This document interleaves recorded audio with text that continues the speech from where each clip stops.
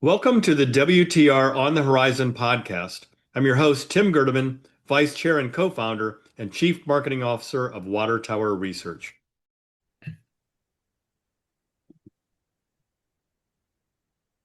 In today's podcast episode, I'm being joined by Ben Slager, CEO and Chairman of Blue Biofuels, OTC ticker symbol BIOF. Blue Biofuels is a Florida-based clean tech company that utilizes its patented cellulose to sugar, or CTS, technology to convert abundant non-food plant materials into low-carbon ethanol and sustainable aviation fuel, or SAF as it's commonly called. Also joining is my WTR equity research colleague, Peter Gastreich. Good morning, Ben and Peter, and thank you for joining today's podcast. Hey, good morning. How are you? Good morning. Well, so Ben, just to kick things off, could you please give our listeners a high-level overview of Blue Biofuels' business model? Sure. Thanks. Blue Biofuel has developed a technology to convert biomass into cellulosic ethanol. We have licensed in a technology from our partner, Vertimass, to convert our cellulosic ethanol to sustainable aviation fuel. But the main part that we do is our proprietary technology to go from plant material to cellulosic ethanol. So what differentiates cellulosic ethanol from regular ethanol? That is the higher CO2 reduction. Very short in a nutshell.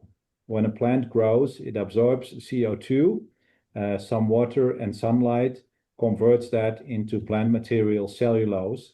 When that plant matures, eventually it will die, and that cellulose is converted back by nature, by microorganisms and fungus, will be decomposed into CO2 again, some water and some energy which dissipates in the ground.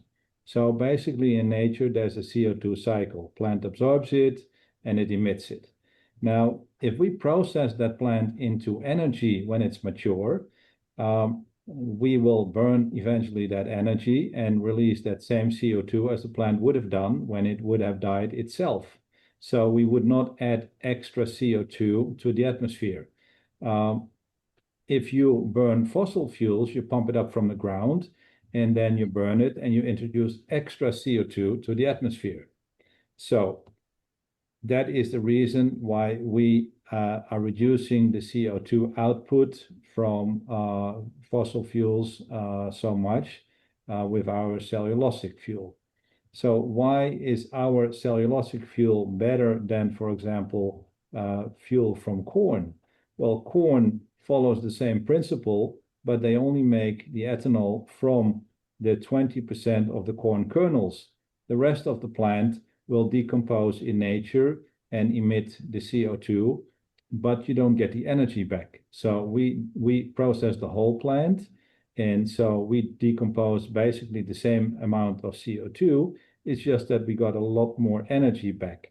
So that is the basis for the CO2 reduction and why the fuel is so environmentally friendly.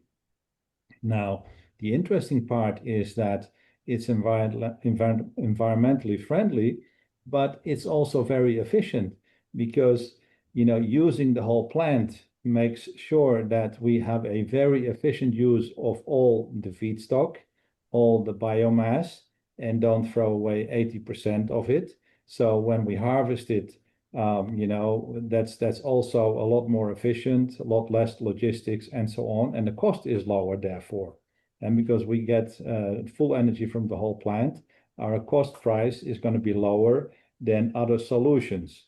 So Blue Biofuels has developed that technology to be able to do that in a very efficient way.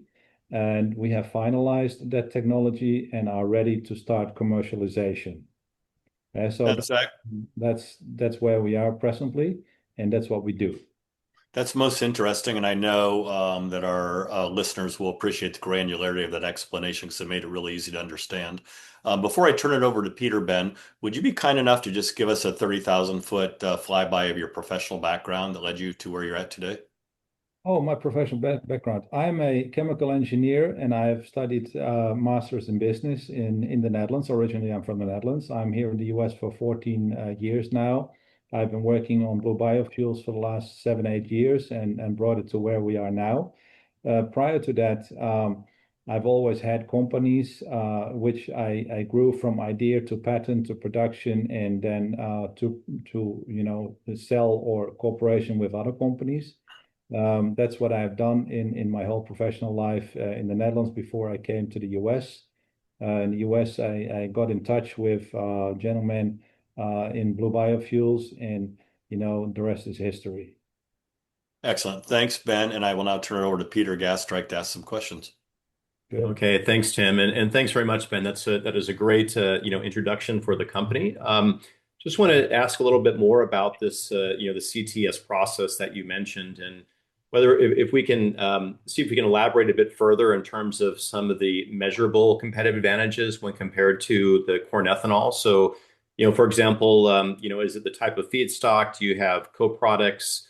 How should we think about it in terms of cost and CI score? Is it your location? What are some of those specific advantages? Sure. Let me start with the CI score. I touched it already in the introduction. Our CI score, we can run it up to 80%, and with some special measures, we can even go to 90% due to the nature of the fact that we use the whole plant as compared to other processes, just a part of the plant. So that's number one. That leads automatically into a much higher yield per acre of ethanol gallons per year. We are able to yield about 3,000 to 4,000 gallons of ethanol per acre per year. As compared to corn, it's going to be 500 to 600 gallons per acre per year. So that's a big multiple, which then again leads into much more efficient land use, less cost for harvesting, etc. It's just going to be more efficient. Further on, a lot of crops are seasonal crops. We intend to grow an energy crop as a starter here in Florida, Central Florida. There has been a lot of orange groves here in Florida, which unfortunately are decreasing a lot due to problems they have with diseases. They're looking for alternative crops. So there's basically 1 million acres available to grow energy crops. And so that's a very wide available feedstock and a very constant feedstock, which we intend to use. Other feedstocks, we can basically use all agricultural waste. So not just the fruits of the plant, like in wheat or in corn or in sugarcane. We use the waste, like sugarcane bagasse. That's a product which is the waste after sugar production. Corn is grown with about 80 million acres per year in the US. 40% of that is used for corn ethanol for fuel, which is mixed into the gasoline. 60% is used for food purposes, but none of that uses the corn stalks, the corn stover, which are plowed under the ground and basically decayed. Actually, they only need 20% to make the land fertile to put that back. The rest of the corn stover is basically waste and cost money to plow under or do anything else with it. Now, same with wheat straw. There's about 60 million acres of wheat grown in the US where it produces wheat straw. And I said before, there's sugarcane bagasse.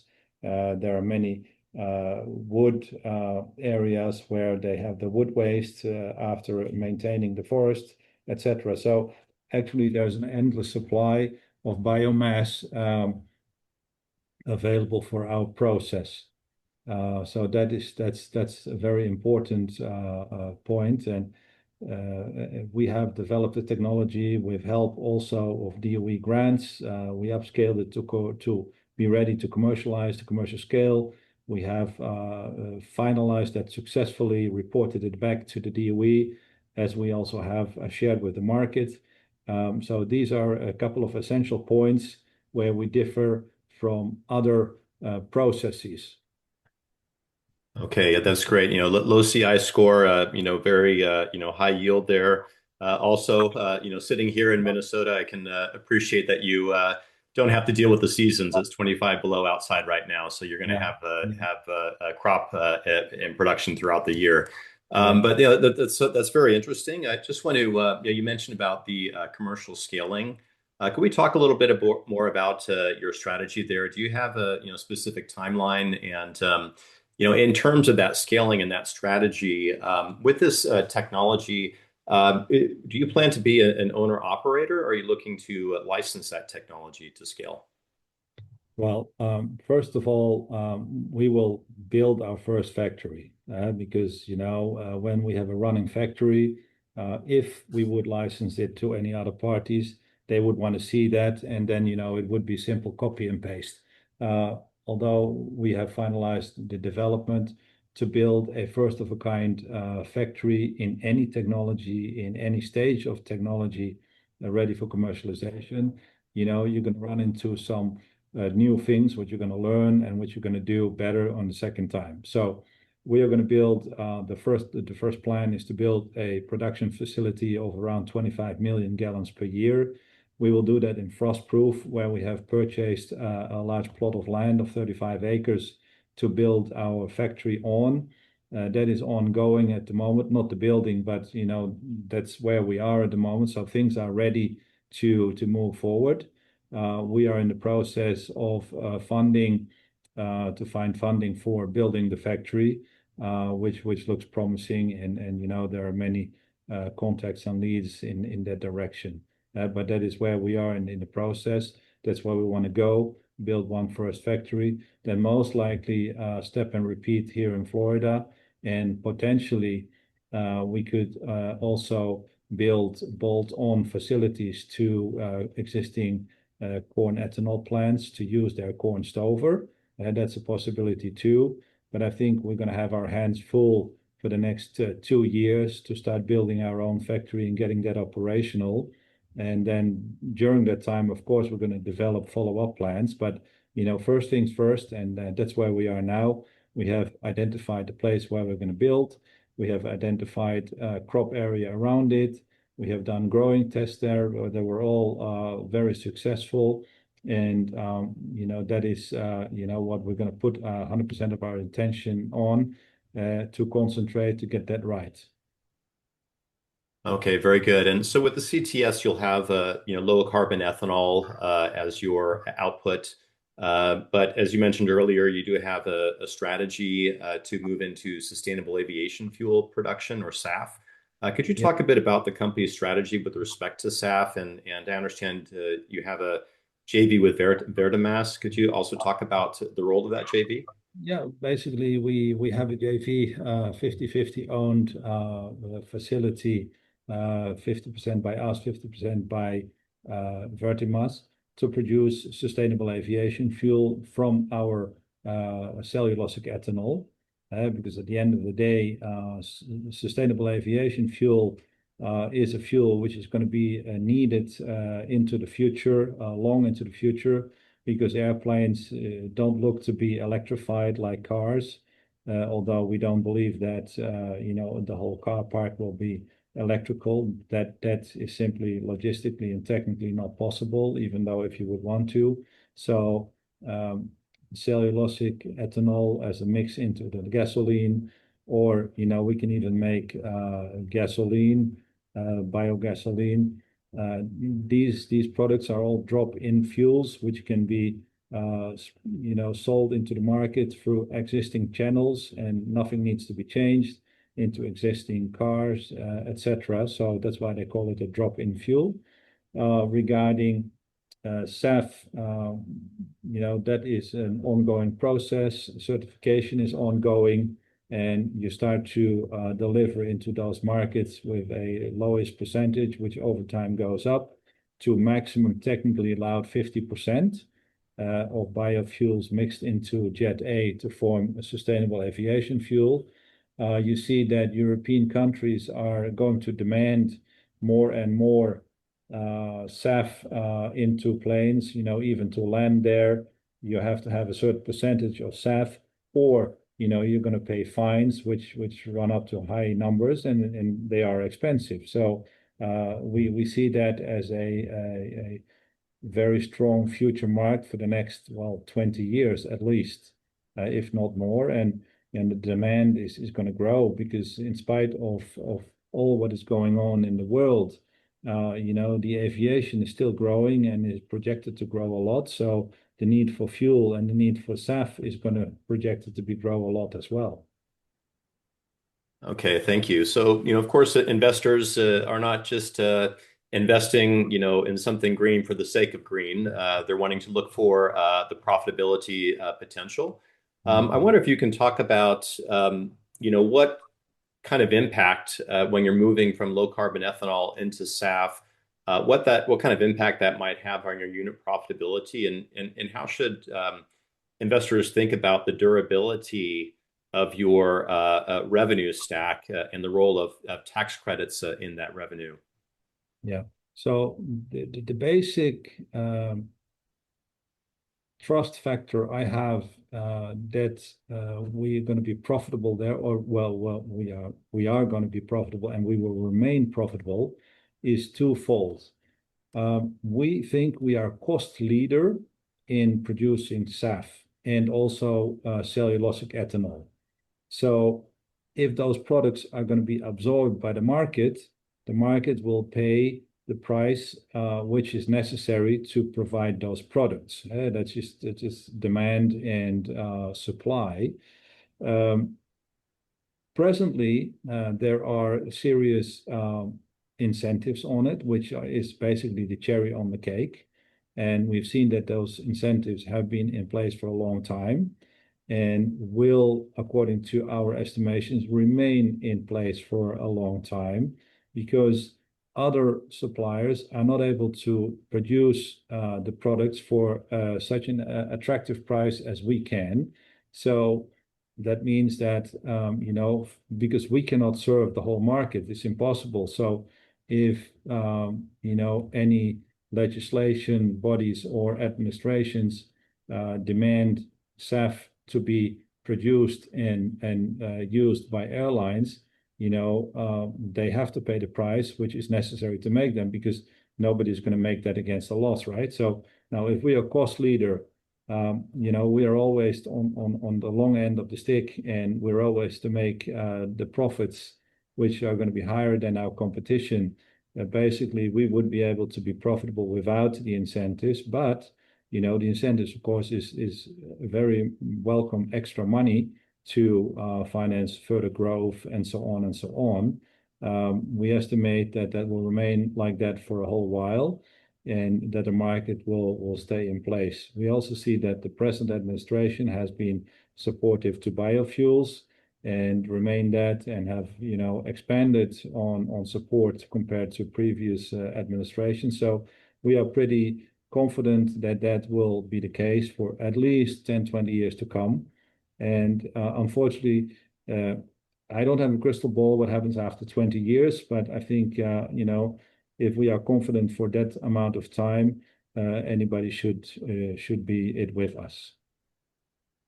So as a pre-revenue company, investors will be very focused on your financing and capital strategy.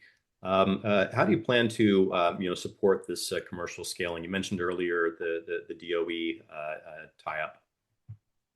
Yeah, well, there are basically a couple of roads to do that. There is, of course, commercial capital. There again, you have two types. That is, one is equity and one is loans. And of course, you have programs, from the administration, government, EPA, DOE, etc., which are either loan guarantee and grants. So we're looking at all the possibilities to get this thing done. I don't want to go ahead and say what we are exactly doing at this moment. We will keep the market informed as soon as we take step by step, and share that with investors at that time. Okay, thank you. And then on that note, regarding investors, what would you suggest that they should be focused on in terms of signposts over the next, say, 6 to 12 months? Well, we will keep the market informed. And as said, we have made a lot of progress physically. Also, we're able to raise sufficient money to execute on all that. We will again keep the market informed on the next steps where we are. But I don't want to go into that too much right now. We will clearly share that with the market through our channels. Okay, great. Well, Ben, this has been a great, comprehensive, view of your company and strategy. Just want to ask, before I pass over to Tim, are there any concluding remarks that you'd like to provide? No, I think we have covered most of the things. And, if people are interested, go to our website. There's a lot of information. There's contact information. There is uh, press release information. There's technical information. There's information about the team, et cetera, et cetera. So basically, everything what is important in a company is covered there. If there are remaining questions, there's a contact form, and they can always, go ahead and pose those questions to us. Okay, fantastic. Well, Ben, thanks again so much for your time today. Certainly an exciting time for your company. We'll continue to follow Blue Biofuels as you execute your strategy, and we hope you can join us again for a future event. So, thank Sure. you again very much. Thank you so much too, and have a wonderful day, and all the best. Yeah, Okay, so Tim, Ben over and to you. Peter. Yeah, thanks, Peter. Ben, thanks so much for joining us today to discuss blue biofuels. And as I mentioned early on, I greatly appreciate the simplicity with which you explained a more complex business model, because I know our listeners will appreciate it. So best wishes as 2026 unfolds for the company. Thank you so much. Thank you for listening, and do not forget to subscribe, as well as visiting www.watertowerresearch.com to stay up to speed on the WTR on the Horizon written research reports, podcasts, fireside chats, industry specific symposiums, and conference schedules.